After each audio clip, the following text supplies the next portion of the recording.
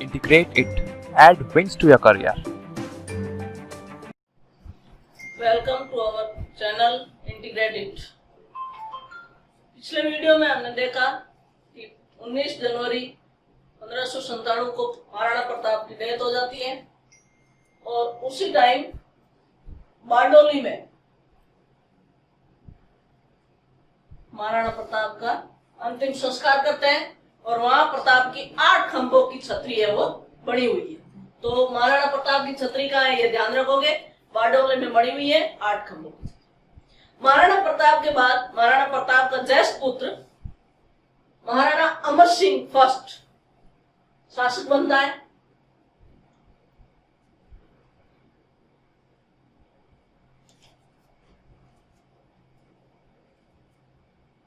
ये लगभग 1597 से लेकर 1620 ईस्वी तक शासन करते। महाराणा अमर सिंह का जन्म 1559 में हुआ था। ये पहले मैं बता चुकी हूँ कि जैसे एकलिंग जी के लिए उदय सिंह निकले थे और वहीं उदयपुर की स्थापना का विचार आया। अब महाराणा अमर सिंह के समय सत्तावत और चुंडावतों में विरोध बहुत ज्यादा बढ़ गया था। तो इस विरोध को कम किया, वैमनस्य भाव को कम किया। इनमें क्या कारण था? चुंडावत और सत्तावतों में ये लोग अरावल दस्ते को लेकर इनमें विरोध था हमेशा कि अरावल दस्ते में हम रहेंगे। जैसे मैं पहले बता चुकी हूँ अरावल दस्ता होता क्या है। जो सेना का अग्रभाग है वो अरावल दस्ता है और उसे वो अपना सम्मान समझते थे कि अरावल दस्ते में रह रहा है, इसका मतलब उसके लिए सम्मान था, सिरोपाव मिलता था उन्हें महाराणा से, उनको विशेष तरह से सम्मान। जैसे मैं लास्ट में एक प्रशासनिक व्यवस्था करके एक टॉपिक है जैसे आरएस वगैरह वालों के लिए है, तो वो टॉपिक भी करेंगे अपन। तो इसमें बताएंगे कि भाई इनमें महाराणा है जो इन सरदारों को सम्मान देता था, उनके लिए सिरोपाव वगैरह ऐसे महापाव सिरोपाव ऐसे देते थे सम्मान। तो इनमें चुंडावत और सत्तावत में ये एक लड़ाई चल रही थी कि भाई कौन है जो ज्यादा सम्मान्य है या कौन है जो जिसको महत्व ज्यादा मिल रहे हैं। अरावल दस्ते में ये रहेगी तो चुंडावत अरावल दस्ते में। इसके लिए एक छोटी सी स्टोरी भी है, छोटी सी है, किंवदंती भी कह सकते हैं इसको। हुआ यूं कि चुंडावत और सत्तावतों में ऐसे लड़ाई चल रही थी, भाई ये यूं इनमें वेर भाव था कि हम रहेंगे इसे। तो एक समय महाराणा ने एक कंपटीशन रखा इनके लिए कि भाई जो महाराणा कुंभलगढ़ का किला खोलकर सबसे पहले कुंभलगढ़ के किले में पहुंचेगा वो है जो, जैसे दौड़ रखी है चुंडावत भी और सत्तावत भी, और जो कुंभलगढ़ के किले में पहले पहुंचेंगे वो अरावल दस्ते का अग्रभाग संभालेंगे। अब उनमें दौड़ स्टार्ट होती। अच्छा, इसकी कंडीशन भी ये थी कि इधर से किले के अंदर से सैनिक भी है, उन सैनिकों को पार करना है, किले का दरवाजा खोल के अंदर पहुंचना है। तो ये लोग यूं थे कि भाग ले रहे थे, दौड़ में आए, ये दरवाजा खोलने की कर रहे थे। तो वो कहते हैं कि चुंडावतों में से एक ऐसा सरदार था जिसने अपनी गर्दन काट कर किले में फेंक दी। भाई पहला सिर तो चुंडावत का पहुंच गया ना। तो ऐसे लोग थे, ये इनको कहते हैं कि सम्मान के भूखे थे ये, और ये कुछ भी कर गुजरने को तैयार थे। तो इस समय महाराणा अमर सिंह ने चुंडावत और सत्तावतों के वैमनस्य भाव को कम किया। चुंडावतों व सत्तावतों में वैमनस्य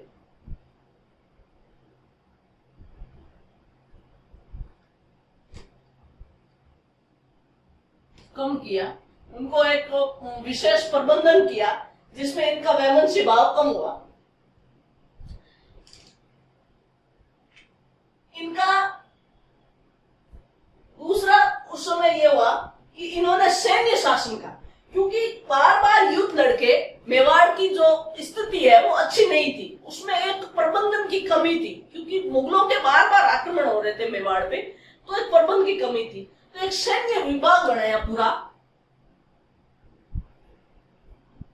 जैसे वर्तमान समय में रक्षा विभाग है ना, वैसे सैन्य विभाग, रक्षा विभाग जैसे डिफेंस जो अपना डिपार्टमेंट है, पूरा विभाग है, वो अपना सेना के लिए ही है समर्पित, लेकिन पुलिस के लिए गृह विभाग है, वैसे ही सैन्य विभाग बनाया और उस सैन्य विभाग का अध्यक्ष बनाया, सैन्य विभाग बनाया, और उस सैन्य विभाग का अध्यक्ष है, वो अध्यक्ष बनाया हरिदास झाला। सैन्य विभाग का अध्यक्ष किसको बनाया? हरिदास झाला। हरिदास झाला का नाम एक बार फिर भी आएगा, उसको ध्यान रखना है। अब अकबर चुप नहीं बैठा। अकबर, क्योंकि अमर सिंह अपने पिता की तरह मुगलों का विरोधी था अच्छे से।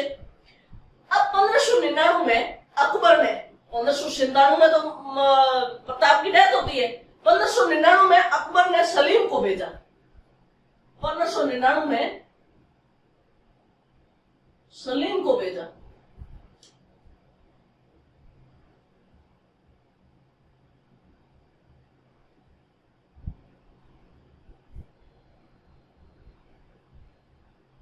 पर यह एक कटु सत्य है कि जब तक बाप जिंदा रहता है बेटे को इतना जल्दी अकल नहीं आती। यही सेम बात इसमें थी कि अकबर, जब तक अकबर था तब तक सलीम कभी सिंसियर था ही नहीं।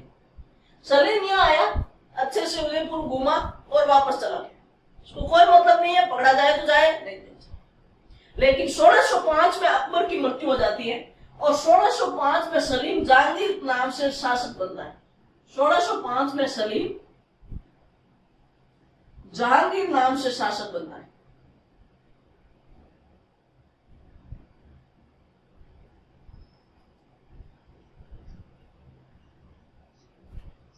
तथा इस समय ये वापस एक अभियान करते हैं। आसफ खान, परवेज, इस समय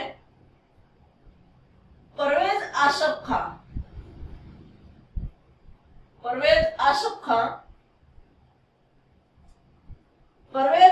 खान और जफर बेग के नेतृत्व में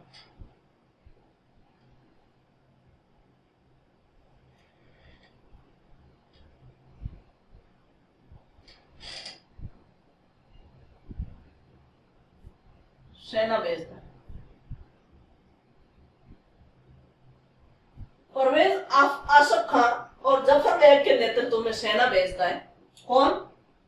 सलीम, जब जहांगीर नाम से बादशाह बन जाता है। ये भी इतना सीरियस नहीं लेते हैं और ये भी अभियान कोई ज्यादा सफल नहीं होता है। इसके बाद 1608 में महाबत खान के नेतृत्व में एक बार वापस सेना भेजता है। 1608 में महाबत खान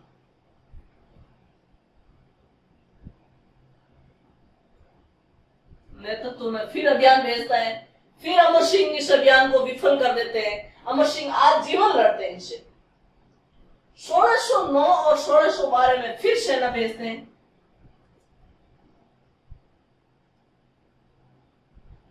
एक बार फिर मेवाड़ अभियान किया।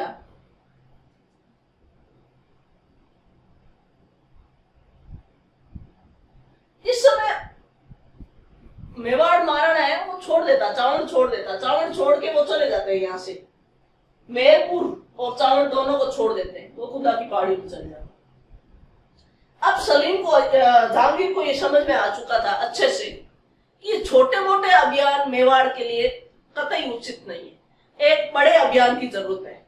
जहांगीर ने अपने पुत्र खुर्रम को बुलाया और खुर्रम को बोला कि आपको जितना समय लगे उतना समय लो, बट मेवाड़ अभियान इस समय समाप्त हो जाना चाहिए। इसके बाद, क्योंकि मेवाड़ अभियान 1567 में शुरू हुआ और 1612-13 की बात चल रही है, इतना लंबा अभियान चला है कि अब ये अभियान समाप्त होना चाहिए या इसका सफल प्रयास होना चाहिए, ये इसका पॉजिटिव रिजल्ट होना चाहिए। खुर्रम अपनी सेना लेकर आता है 1613 में। लगभग 1613 से लेकर 1615 के बीच में खुर्रम इतने भयंकर आक्रमण करता है कि अब गोकुंदा की पहाड़ियों के बीच में अमर सिंह को पूरी तरह घेर लिया। और इतने युद्ध करने के बाद मेवाड़ की स्थिति, आर्थिक स्थिति इतनी डामाडोल हो जाती है कि हम कह नहीं सकते कि अब मेवाड़ युद्ध लड़ने के लिए तैयार भी है। इसलिए फिर क्या करते हैं कि मेवाड़ में अभी अमर सिंह फर्स्ट का पुत्र होता कर्ण सिंह और दूसरे सरदार समझाते हैं कि भाई अब महाराणा खूब हो गया, क्योंकि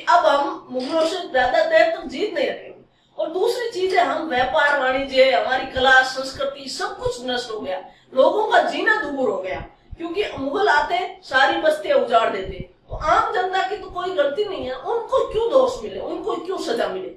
तब अमर सिंह अपने हित को दरकिनार करके आम जन के हित को ऊपर रखते हुए मेवाड़ और मुगल संधि के लिए राजी हो जाता है।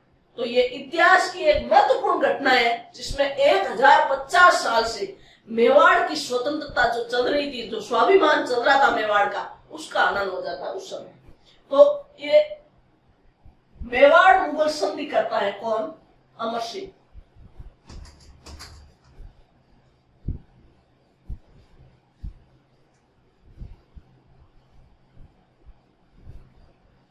अमर सिंह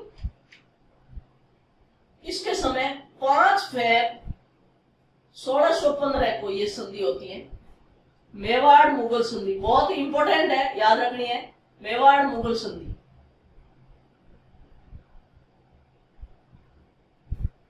ये संधि शासकों के बीच में देखें तो ये अमर सिंह फर्स्ट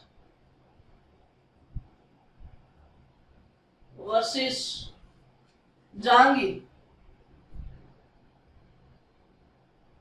इससे रिलेटेड कुछ और फैक्ट्स है, सुनो। फर्स्ट, यह संधि कर्ण सिंह व खुर्रम के प्रयासों से हुई।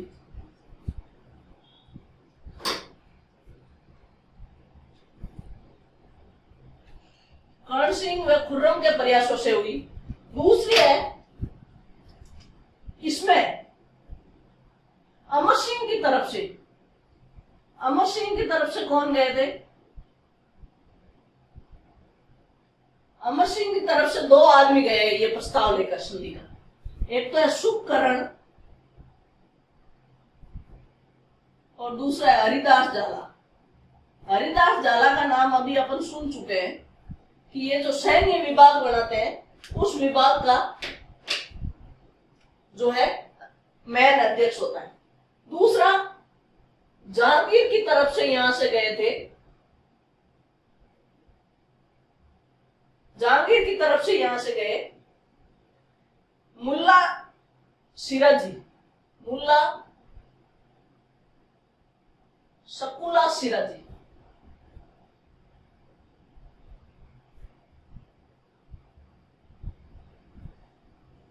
और दूसरा सुंदरदास। वायु देखो, खुर्रम अजमेर में रुका हुआ था, अजमेर में आया, अजमेर में रुका हुआ था क्योंकि अजमेर मुगलों के अधीन ही था।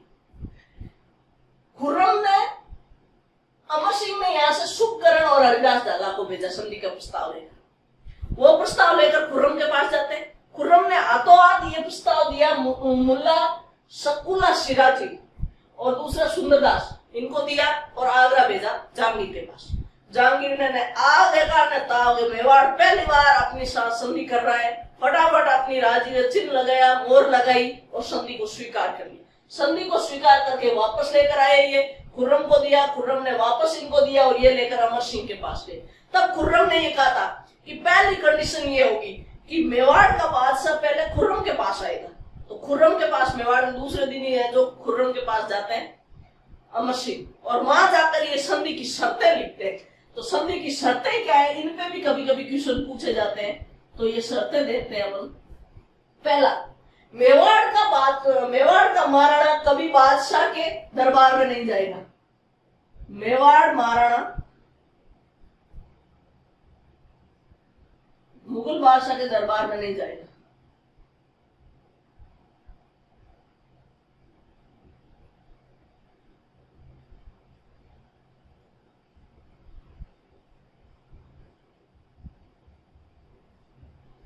ठीक है, इसके स्थान पर कौन जाएगा? युवराज।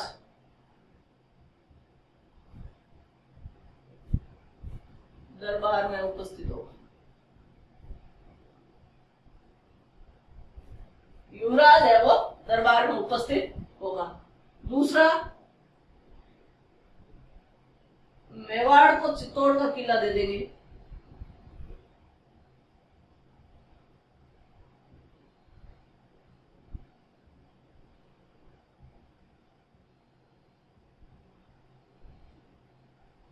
किया जाएगा, लेकिन मेवाड़ को चित्तौड़ का किला तो दे देंगे, लेकिन इस किले का पुनर्निर्माण नहीं कर सकते। लेकिन इस किले का पुनर्निर्माण नहीं कर सकते।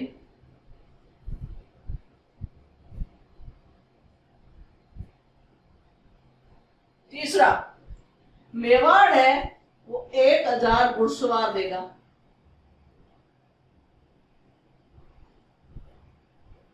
क्या होता था कि प्रत्येक राजा को जो दरबार में जाते थे उनको अपने घुड़सवार की सेवा देते थे, तो 1000 घुड़सवार की सेवा मेवाड़ देगा मुगलों को, और मेवाड़ मुगलों के साथ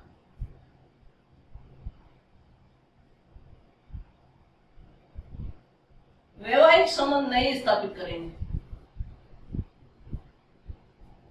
वैवाहिक संबंध स्थापित नहीं करेंगे।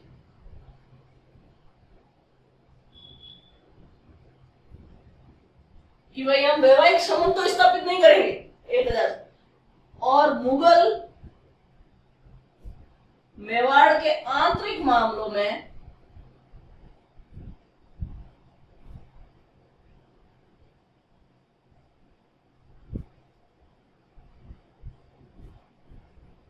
हस्तक्षेप नहीं करेगा।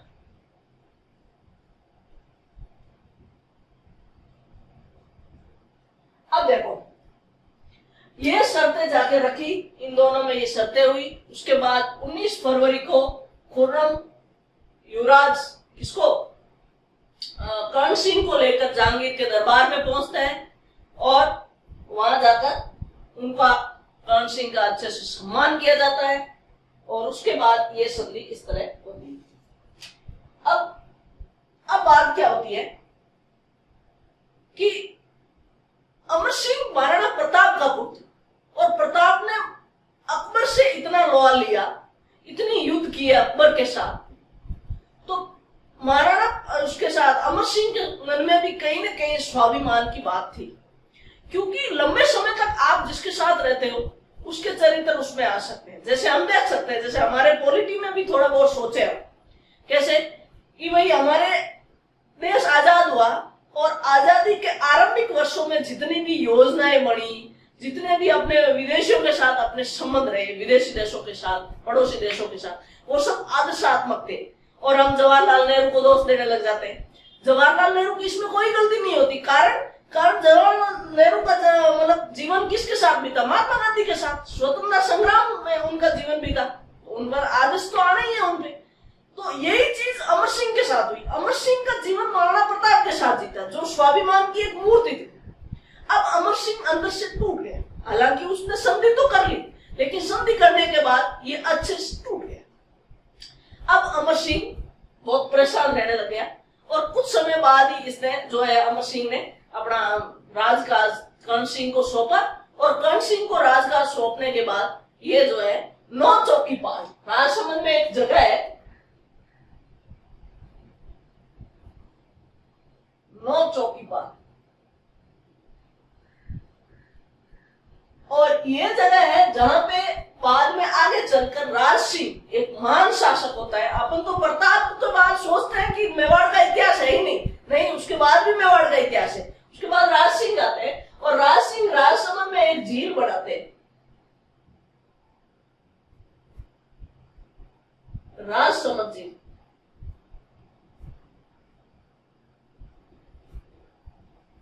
और यहाँ पे एक राज प्रशस्ति लगवाते हैं, जो हम पूरा पढ़ेंगे इस राज प्रशस्ति को, किसमें, राज सिंह के समय। इस 9 चौकीपाल पर अमर सिंह चले जाते हैं, और अमर सिंह बड़े शीघ्र ही अमर सिंह की डेथ हो जाती है वहां पे, और लगभग 1620 में अमर सिंह की डेथ हो जाती है, और वहां 9 चौकीपाल पे अमर सिंह। अब इतिहासकारों ने देखो, एक भी इतिहासकार ने अमर सिंह के बारे में गलत शब्द नहीं लिखा। इवन हीराचंद ओझा तो कहते हैं कि अमर सिंह एक, हीराचंद ओझा डॉक्टर, ये अपने पंडित गौरीशंकर हीराचंद ओझा, पंडित गौरीशंकर इनका नाम था, हीराचंद इनके पिता का नाम था, हीराचंद ओझा पंडित गौरी शंकर हीराचंद ओझा ये कहते हैं कि अमर सिंह निसंदेह वीर पिता का वीर पुत्र था। वीर पिता का वीर पुत्र था। वीर पिता का वीर पुत्र था। किसके बारे में कहा ये? अमर सिंह के बारे में। पंडित गौरी शंकर हीराचंद ओझा कहते हैं कि अमर सिंह राठौड़ निसंदेह वीर पिता का वीर पुत्र था। अब उसके बाद 26 जनवरी जब हम गणतंत्र दिवस मना रहे हैं, इस समय जो है इसकी डेथ हुई थी अमर सिंह की। 26 जनवरी 1620 को। गणतंत्र दिवस तो 1947 के बाद मनाने लगे, पर हालांकि इस समय इसकी डेथ हुई थी 26 जनवरी। तो आप लोगों को याद रहेगी आसानी से, 26 जनवरी 1620 को जो है डेथ हो गई थी, निधन अमर सिंह। अमर सिंह का अंतिम संस्कार आहाड़ में किया गया। अब आप एक बाद में जब अपन क्षत्रिय वगैरह देखेंगे, कला संस्कृति पढ़ेंगे, उस समय हम देखेंगे कि आहाड़ में मां सत्या, मतलब जहां पे आहाड़ में मेवाड़ के महाराणाओं का अंतिम संस्कार किया जाता है। हालांकि ये सब तो अलग अलग है, जैसे उसमें सांगा की अलग जगह बनी हुई, बापा रावल की अलग है, कुंभा की अलग है, बारडोली में प्रताप की है, सबकी पहले वालों की तो अलग अलग है। लेकिन अमर सिंह के बाद सभी महाराणाओं की जो है अंतिम संस्कार का आहाड़ में मां सत्या में की जाती थी। तो मां सत्यों में गंगेदाव मां सत्या, गंगोद्भव, आहाड़ में गंगोद्भव है उसके जगह का नाम है।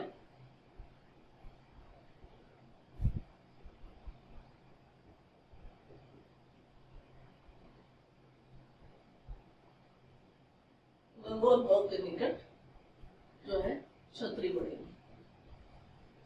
और अब हम कह सकते हैं आड़ में मां सतियों में पहली छतरी किसकी बड़ी थी? अमर सिंह की बड़ी थी। तो ये हमने अमर सिंह के बारे में पूरा कंप्लीट पढ़ा। नेक्स्ट अपन लेते हैं कर्ण सिंह। अमर सिंह का पुत्र कर्ण सिंह होता है, ज्येष्ठ पुत्र।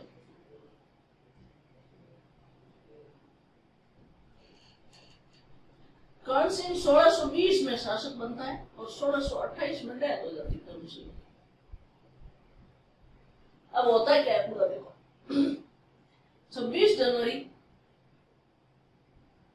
1620 को राज्याभिषेक होता है।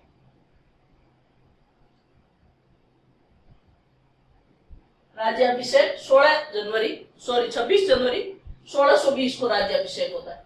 अब राज्याभिषेक के समय ये रीति थी कि जो मुगलों के अधीन थे या मुगलों के दरबार में जो थे, उनके लिए फरमान और पदवी जारी की जाती थी। तो उस समय शासक तो वो जहांगीर था। जहांगीर ने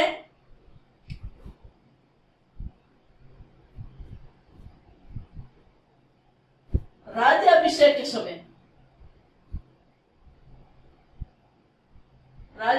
के समय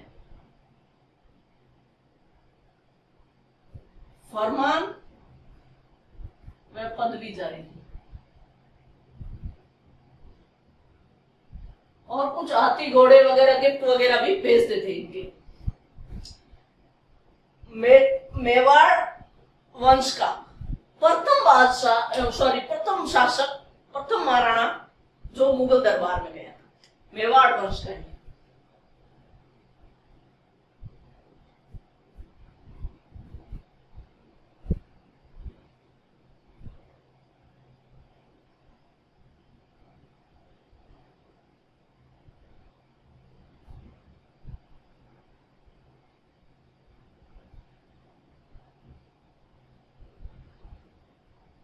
मुगल दरबार में क्योंकि कर्ण सिंह मुगल दरबार में रहा, तो मुगल स्थापत्य कला का प्रभाव हुआ और जो शासन कार्य के प्रबंध हुए उसमें भी मुगल शैली का जो है इस पर प्रभाव हुआ। तो इन्होंने भी गांवों को परगनों में बांटा, जैसे मुगलों में परगनों में बांटा।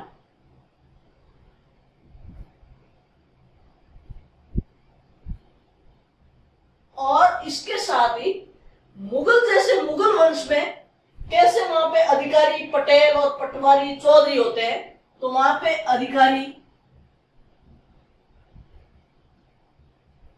पटेल, पटवारी और चौधरी नियुक्त किए। तो ये पटवारी शब्द मुगलों का है, अपन तो अभी पटवारी बन रहे हैं, ये पटवारी उस समय का है। तो ये पटवारी नियुक्त किए, किसने? कर्ण सिंह ने ये नियुक्त किए। उसके बाद खुर्रम के साथ कर्ण सिंह की दोस्ती, हमें पता ही है, इन दोनों के प्रयासों से तो मेवाड़ मुगल संधि हुई थी। 1622 में खुर्रम ने विद्रोह कर दिया था। 1622 में, 1622 ईस्वी में खुर्रम ने विद्रोह कर दिया। जब ये विद्रोह किया तब ये देलवाड़ा में रुका था। पहले तो ये देलवाड़ा में रुका, उसके पश्चात पिछोला झील में जग मंदिर में रुका है। जग मंदिर में रुका है।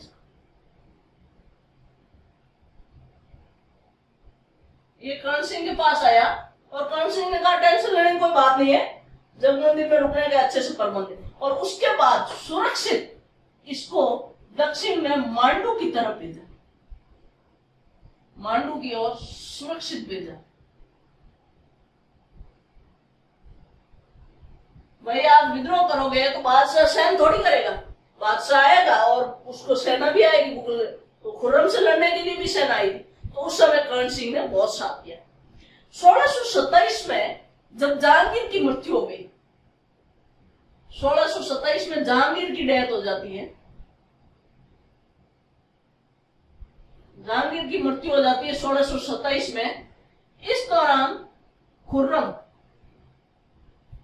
दक्षिण में था और खुर्रम यहां से आगरा जा रहा था। तो मैंने बताया था कि ये जो चित्तौड़ है ये चौराया पड़ता था रास्ते का। तो आगरा जा रहा था, तो बीच में गोकुंडा के पास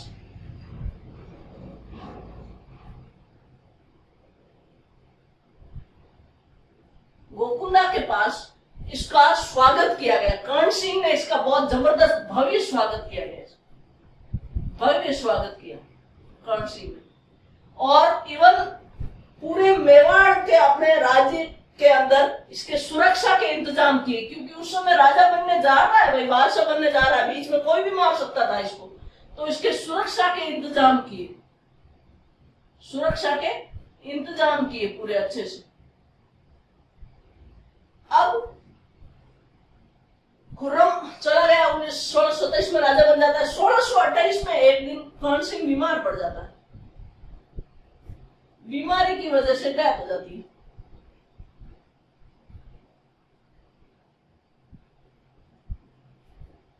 निधन हो जाता है बीमारी की वजह से।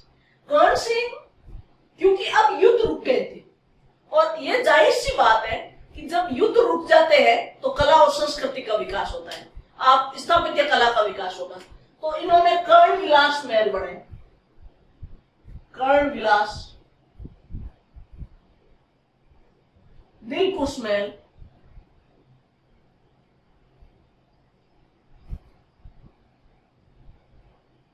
एक ये जग मंदिरों का निर्माण प्रारंभ किया।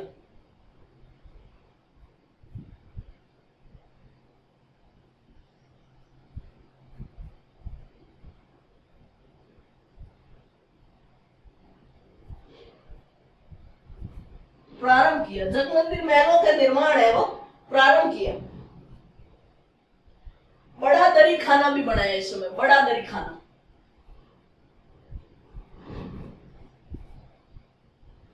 बड़ा दरी खाना बनाया। तो ये जो है कर्ण सिंह के बारे में पूरा विस्तृत वर्णन है, कर्ण सिंह। इसके बाद कर्ण सिंह का ज्येष्ठ पुत्र है जगत सिंह शासक बनता है।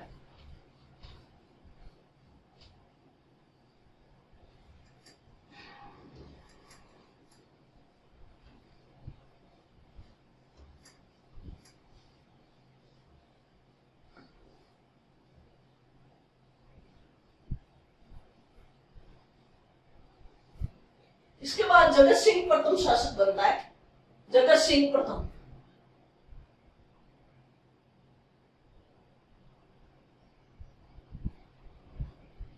1628 में बनता है ये, 1652 तक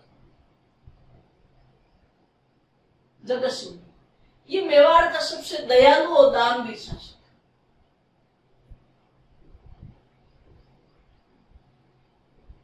दयालु और दानवीर शासक।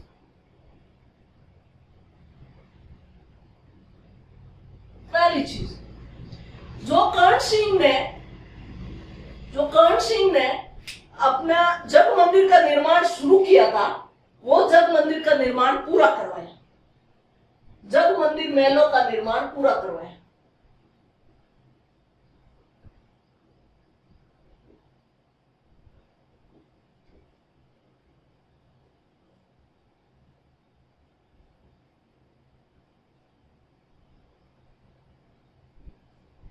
जग मंदिर महलों का निर्माण पूरा करवाया, इसलिए इन मंदिरों का नाम अपने नाम पे, जगत सिंह के नाम पे रखा, जग मंदिर। जग मंदिरों का निर्माण पूरा करवाया। दूसरी, यहाँ पे इन्होंने एक जगन्नाथ मंदिर बनाया, जगन्नाथ राय मंदिर, या इसको जगदीश मंदिर भी बोलते हैं, जगदीश मंदिर या जगन्नाथ राय मंदिर, या इसको सपने में बना मंदिर भी बोलते हैं।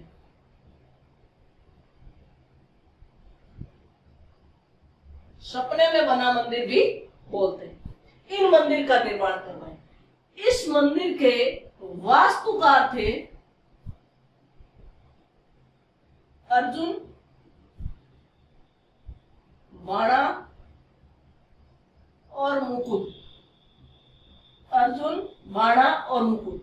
और इस क्वेश्चन को मैं 5 स्टार देती, ये सबसे इंपॉर्टेंट क्वेश्चन। अर्जुन, बाणा और मुकुंद इसके वास्तुकार थे, और ये क्वेश्चन एग्जाम में पूछा हुआ है।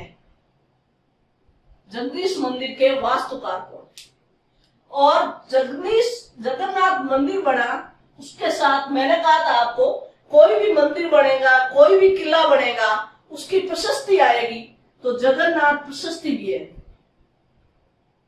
जगन्नाथ प्रशस्ति भी है। और जगन्नाथ प्रशस्ति के लेखक है कृष्ण भट्ट,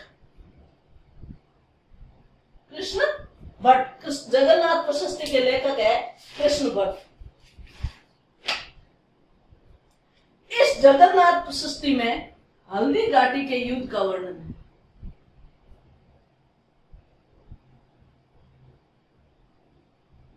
युद्ध का वर्णन है, हल्दी घाटी के युद्ध का वर्णन। तो जगन्नाथ प्रशस्ति के लेखक है, यह भी सबसे ज्यादा इंपॉर्टेंट क्वेश्चन है, 5 स्टार क्वेश्चन कह सकते हैं इसको, कृष्ण भट्ट, जगन्नाथ राय प्रशस्ति के लेखक कृष्ण। इस जगन्नाथ राय प्रशस्ति मंदिर के बीच में एक नोचूबाई का मंदिर है, नोचूबाई का मंदिर। इस मंदिर के जस्ट पास में है नोचूबाई का मंदिर,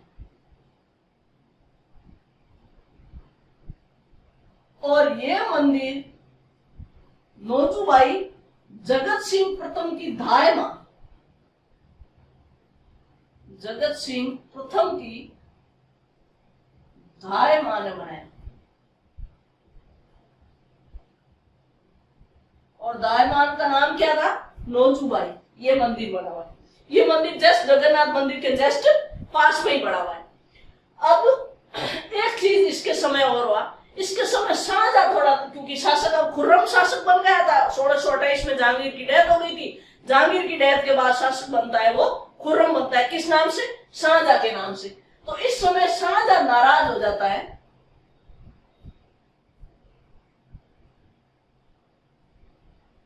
शाहजहां नाराज हो जाता है, और शाहजहां नाराज होकर क्या करता है, शाहजहां का प्रतापगढ़ को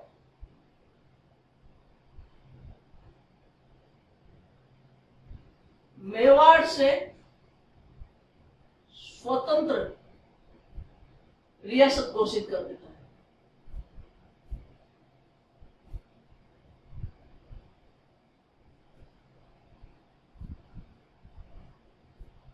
अब यह क्वेश्चन ऐसे पूछ लेते हैं कि प्रतापगढ़ किस शासक के काल में स्वतंत्र हुई थी मेवाड़ से, तो जगत सिंह प्रथम। वह यूं था कि प्रतापगढ़ का जागीरदार था महारावत जसवंत सिंह और उनका पुत्र था महासिंह। प्रतापगढ़ का रावत यानी सरदार बोलते हो, सॉरी जागीरदार भी बोलते महारावत जसवंत सिंह।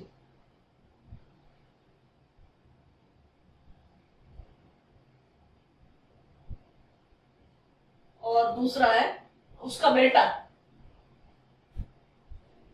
उसके बेटा का नाम है महासिंह। ये दोनों जगत सिंह के आदेशों की अवहेलना करने लगे, उनके आदेशों की पालना नहीं कर रहे थे, आदेशों की अवहेलना करने लगे थे।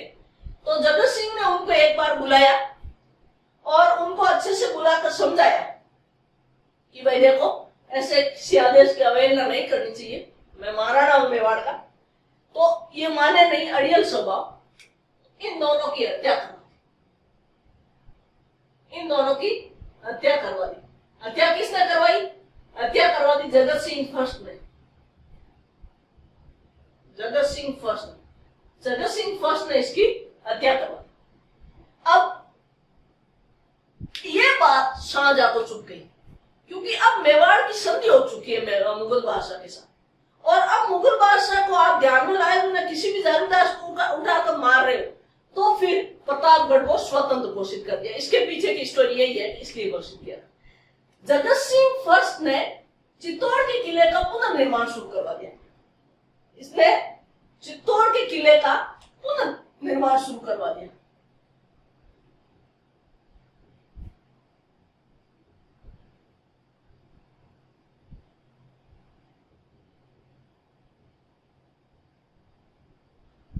पुनर्निर्माण करवाना शुरू कर दिया।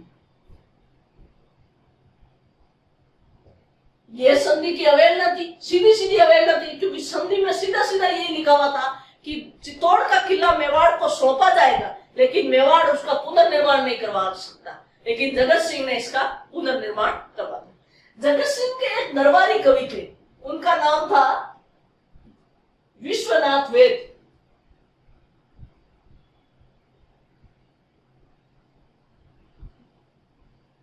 दरबारी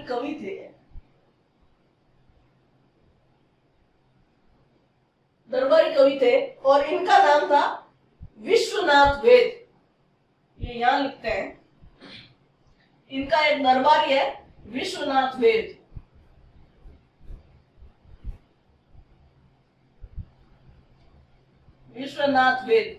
इन विश्वनाथ वेद की कविता, काव्य, इसकी एक काव्य रचना है जगत प्रकाश। तो ये भी ध्यान रखनी है, जगत प्रकाश किसकी रचना है? विश्वनाथ वेद की। और विश्वनाथ वेद किसके दरबारी है? जगन्नाथ फर्स्ट की। तो ये अपने जगत सिंह फर्स्ट के बारे में था पूरा, और जगत सिंह फर्स्ट ने संधि की अवहेलना शुरू कर दी थी।